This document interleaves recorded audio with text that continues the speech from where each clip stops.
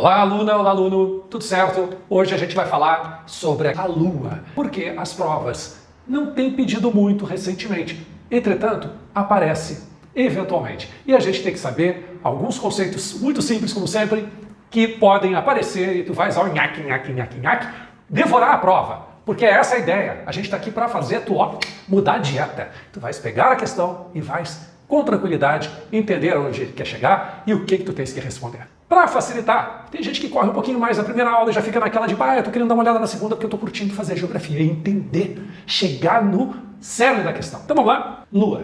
Vamos falar um pouquinho sobre ela. Pessoal, é o satélite natural da Terra, todo mundo sabe disso. Ela faz uma órbita a cada 27,3 dias em torno do nosso planeta, mas vamos lembrar algumas coisas sobre ela. A distância média que ela tem do planeta Terra. A gente sabe que a órbita da Lua, tá aqui a Terra, tá aqui a Lua, assim como a órbita em torno do Sol que o nosso planeta faz, ambas são elípticas. Então o formato é mais ou menos isso. É claro que tem um exagero aqui, não é tão elíptico assim, né? Mas é mais ou menos isso. E nesse período de uma órbita, nós temos um momento em que ela vai estar mais próxima, perigeu, está próxima da Terra, e o apogeu, e ela estará distante da Terra. Assim como nós temos o periélio, quando a Terra está mais próxima do Sol, durante a sua órbita em torno do Sol, que demora o quê? 365 dias. E tem o apogeu, que também tem o afélio, não é isso? Perigeu, apogeu para a Lua com Terra, periélio, afélio para Sol com a Terra. Então, tanto num quanto no outro, quando é peri, está próximo. Então, nesse momento, no perigeu, quando a Lua está mais próxima da Terra, no seu período orbital, ela estará a 357 mil quilômetros apenas. Algumas 300 vezes daqui a São Paulo, mas tudo bem. Apogeu, 407 mil quilômetros. Isso aqui eles perguntam ou colocam normalmente no texto da questão, tá bom, pessoal? É mais comum colocarem no texto da questão. O que tu tens que saber? Perigeu, próximo. Apogeu, distante. Tranquilo. A Lua não tem nenhum gás circundando ela, é alguma coisa residual. Nada de importante, não dá para dizer que ela tem uma atmosfera. Por consequência, não tendo uma atmosfera, ela vai simplesmente não ter capacidade de reter os raios solares. Quando aquele pedacinho da Lua está iluminado, quer dizer que o Sol está mandando radiação para ela. Aquele pedaço, então, estará sem nenhuma proteção, por consequência, vai receber raio-x, raios gama, ultravioleta, infravermelho, luz visível, todos os espectros eletromagnéticos emitidos pelo Sol, os chamados ventos solares, e também toda a radiação cósmica. E também toda a poeira cósmica, meteoros, asteroides, cometas, tudo isso colidiu com a Lua ao longo da sua formação. E não tendo atmosfera, essas colisões são muito mais severas. Por quê? Porque a atmosfera gera atrito, aumenta a temperatura com atrito e causa destruição de muitos corpos, que é o que acontece com os meteoros que caem aqui na Terra, que eles entram na atmosfera, e o meteoro, a gente viu na aula 2, universo, que ele não colide com o chão, não colide com o solo, só o meteorito, porque aí ele deixa um pedaço de rocha aqui, ou múltiplos. Então, pessoal, a Lua não tem nenhuma proteção. Por consequência, as suas temperaturas máximas, alterem aí no material de vocês, vão à casa dos acima de 200 graus Celsius. E próximo disso, nas temperaturas mais baixas. Por quê? Porque aquela parte da Lua que não está recebendo radiação, ela vai morrer de frio. Sim, eu não tenho nada que me aqueça, por consequência eu vou passar grandes dificuldades. Por que os trajes espaciais são tão robustos? Eles são feitos para aguentar diferenças de temperatura da casa de 400 graus ou mais, de uma máxima a uma mínima. Isso é uma barbaridade.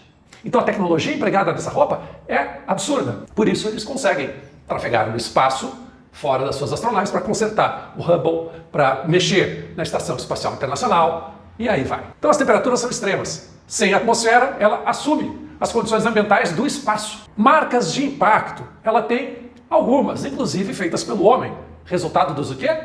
Das alunissagens. Nós, quando fazemos as aterrissagens, estamos aterrissando na Terra. Aterrissando. Terra. A Terra. A alunissagem. Pousar na Lua é o sinônimo de alunissagem. Então existem marcas dos veículos, os rovers, né, como são chamados, de colisão de satélites produzidos pelo homem. Tem as crateras produzidas por choques ao longo da formação da Lua. E aí vai, ainda hoje ela ainda recebe múltiplos pequenos choques. Orbita a Terra. E vamos falar um pouquinho da historinha da Lua. Ela hoje orbita a Terra, certo, pessoal? Anotem isso aqui, ó, que eu vou falar em seguida. A Lua, ela nasceu quando a Terra era uma jovenzinha, era uma criança, um bebê de chupeta. Tinha 50 milhões de anos. A Terra hoje tem 4 bilhões e 600 milhões de anos aproximadamente. Isso segundo a tabela estratigráfica internacional. Nós vamos ver isso na aula de geologia.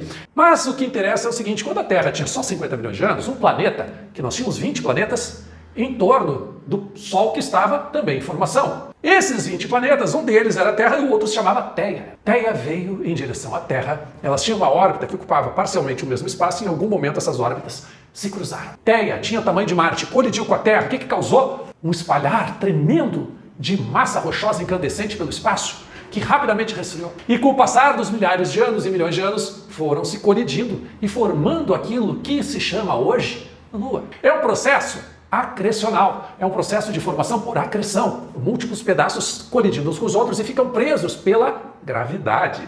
Então tudo isso causou a produção desse lindo satélite natural que nos orbita. A Terra, quando levou essa paulada de Theia, tinha um dia de 18 horas. Tu imaginas que a Terra fazia uma volta no próprio eixo a cada 18 horas, ou seja, tu tinha que ter 18 horas no teu relógio, não é isso? 9 mais 9, não é isso? Porque hoje nós temos 12 mais 12, até meio-dia, até meia-noite, né? Então, na verdade, essa aceleração não foi o único fato causado pelo choque de Theia com a Terra, que produziu a Lua, claro. Há também uma alteração na inclinação do eixo da Terra. A Terra orbita o Sol, não é isso? Nós tínhamos o eixo numa posição determinada. Depois do choque de Theia, o nosso eixo inclinou. Por consequência, a Terra hoje faz a órbita, a translação em torno do Sol, com o seu eixo inclinado. E isso na aula 3 nós vamos ver que vai produzir uma série de efeitos, como as estações do ano diferentes e aí vai. Então a Terra, quando Theia colidiu, formou a Lua, a Terra passou a ter 18 horas no seu dia, hoje são 24, por quê? Porque a cada ano a Lua se distancia 3,8 centímetros da Terra.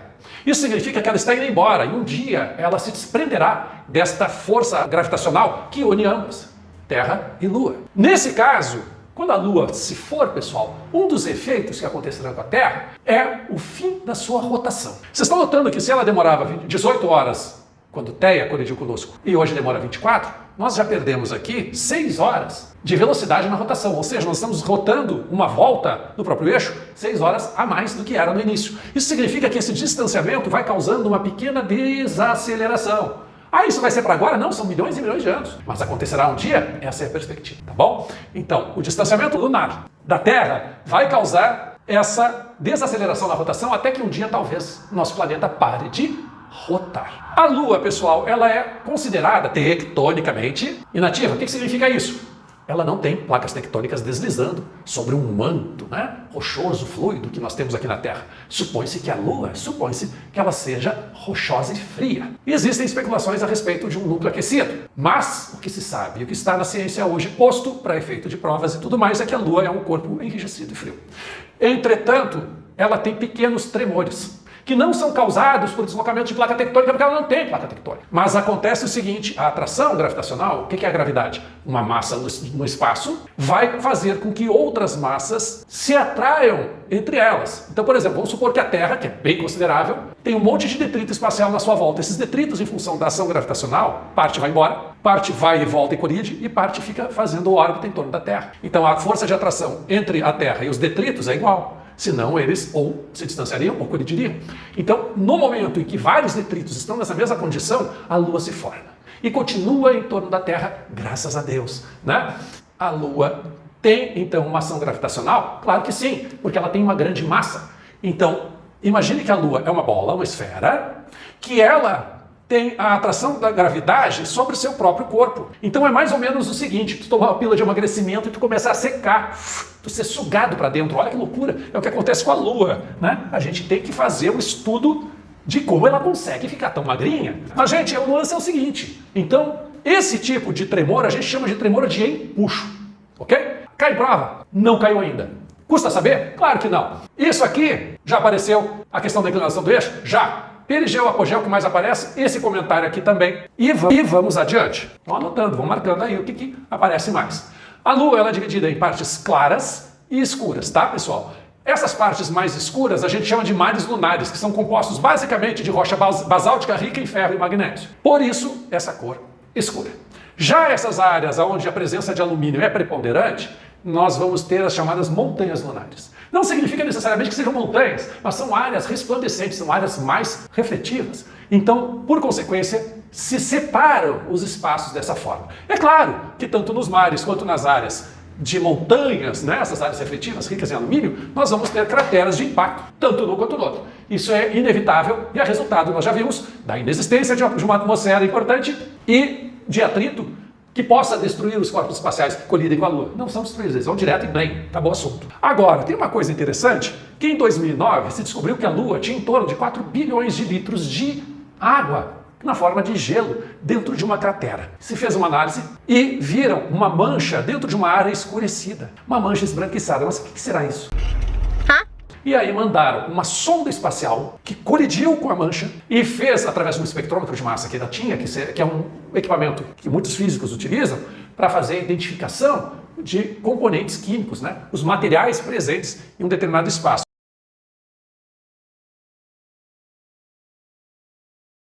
E analisaram e era água congelada.